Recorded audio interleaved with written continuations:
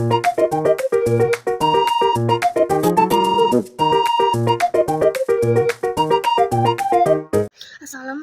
warahmatullahi wabarakatuh. Perkenalkan, nama saya Rista Priya Putri dari kelas 11 akuntansi 2 yang ingin membacakan carpon yang berjudul Kabayan Wanoja. Di hiji lembur di pelosok Sunda hirup hiji mojang anu ngaranna Nyi Ratri. Anjeunna lain mojang biasa, lincah jeung boga akal anu hese ditebak. Beda jeung mojang sejen di lemburna anu anggun jeung calik.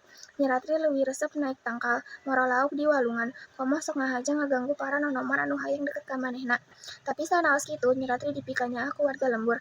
Anjeunna sok mantuan tatangga, ngajarkeun budak-budak nulis jeung maca, sarta miara inuman di leuwih supaya cai tetep bersih. Aki Rahayu, ramana anu geus sepuh, salawasna nyarios yen kahadean jeung ketulusan leuwih berharga ti sagala harta banda. Dina hiji poe datang saurang saudagar beunghar ti kota ngaranna Mang Karsa. Anjeunna kusohor minangka jalmi anu resep pamer kahartaan. Bari numpak kuda bodas anu megah, manehna ngurilingan lembur bari ngabagi-bagikeun artos receh ka barudak. Barang ningali Nyi Ratri anu keur nutup pare di buruan, Mang Karsa langsung kataji. "Heh, mojang gelis, kumaha upami janten pamajikan abdi, kuring boga emas, kebon, jeung imah gede di kota," cek Mang Karsa kalayan kapercayaan diri anu gede. Nyi Ratri ngan ukur melong bari mesem letik. "Hapunten Mang, abdi mah henteu resep ka emas tapi resep ka kahadean." Mang Karsa henteu sugema ditolak kitu bae. Anjeunna milari cara sejen pikeun menangkeun hate Nyi Ratri. Manehna terang yen Aki Rahayu geus sepuh jeung gering. Ku kituna Mang Karsa nyamperkeun ka Aki Rahayu bari mawas sesajen jeung bingkisan mahal. "Aki, abdi hoyong ngalamar Nyi Ratri, lamun Aki satuju, abdi janji moal ngantep Aki hirup susah." Aki Rahayu ngan seuri saeutik. "Kuring henteu tiasa maksa budak, lamun maneh bisa nyieun manuk emas, meureun manehna bakal narima." Mang Karsa reuwas, "Nyieun manuk emas, eta mah kawas tugas anu mustahil, tapi lantaran teu hayang eleh, manehna indit ka kota neangan tukang pangrajin anu bisa nyieun patung manuk tina emas murni." Sanggeus sababaraha poe, manehna balik deui ka lembur bari mawa patung manuk emas anu ngagilang.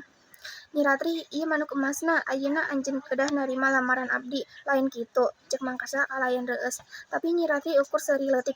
"Mang, ieu mah manuk mati, kuring nyebut manuk emas lain ku logam, tapi ku hate. Jalma anu boga hate emas lain harta emas." Mang Karsa tambah ambek, tapi tetep henteu hayang nyerah.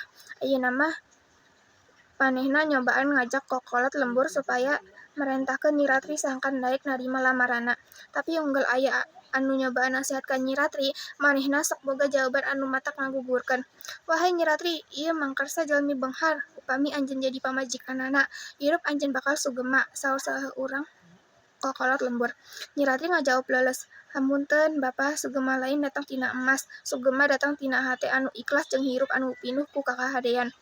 Lila-lila, carita Nyi Ratri sumebar ka mana-mana. Loba nonoman anu penasaran jeung hayang nyobaan menangkeun hatena, tapi eueuh anu hasil. Nepi ka hiji poe datang saurang nonoman biasa ngaranna Jakasora. Jakasora teu mawa bingkisan mahal atawa janji palsu. Anjeunna malah mawa hiji manuk piit anu tatu. Anjeunna nyerahkeun eta manuk ka Nyi Ratri kalayan hate nu ikhlas. "Abdi henteu gaduh emas Nyi Ratri, tapi abdi gaduh manuk ieu anu kedah dirawas supados tiasa hiber deui."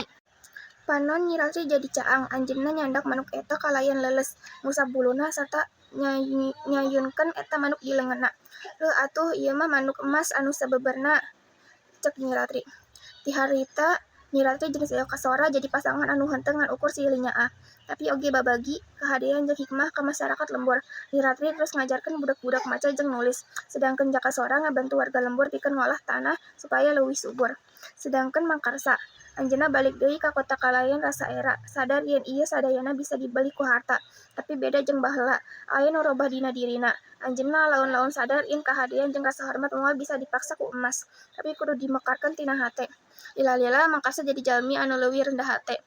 Anjeunna henteu deui sok pamer harta, tapi mulai nalungtik kahirupan jeung kumaha jalmi sejenna hirup anjeunna balik ka lembur teu deui keur ngalamun Nyi Ratri, tapi pikeun bantuan masyarakat ku cara nu leuwih ikhlas. Nyi Ratri jeung Jakasora hirup bagja.